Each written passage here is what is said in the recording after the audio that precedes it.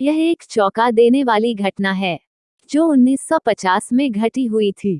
उत्तर प्रदेश के रानी बाजार गांव में एक रामप्रकाश तिवारी नाम का आदमी रहता था।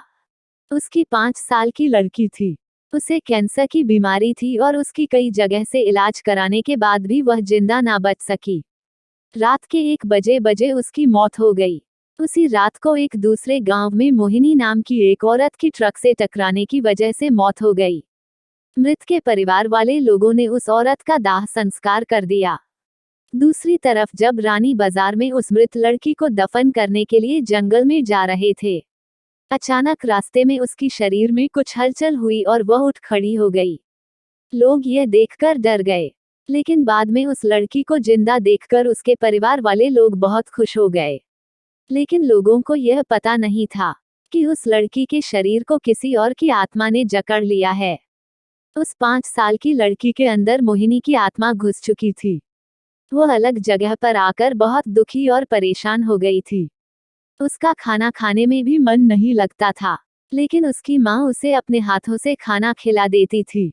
एक दिन वो लड़की अपनी माँ के साथ उसके मामाजी के घर जा रही थी और रास्ते में अचानक वह जगह आई जहाँ मोहिनी की ट्रक से मौत हो गई थी। उस बच्ची ने अपनी माँ को इशारा करके बताया कि यह रास्ता उसके गांव की तरफ जाता है। उसकी माँ ने उसकी बातों को अनसुना कर दिया और अपने मामाजी के घर पहुंच गई। उसके मामाजी के घर के पास मोहिनी के गांव की एक औरत सिमरन किसी काम से आई हुई थी। मोहिनी की आत्मा ने उसको पहचान कर उसको आवाज देने लगी। सिमरन को लड़की के मुंह से अपना नाम सुनकर आश्चर्य हुआ। सिमरन के पूछने पर उस लड़की ने उसको अपनी पूरी घटना बता दी और बोली कि मेरी मौत से पहले ही मेरे घर वालों ने मुझे जला दिया और इस बच्ची की खाली शरीर को देखकर इसमें रहने लगी।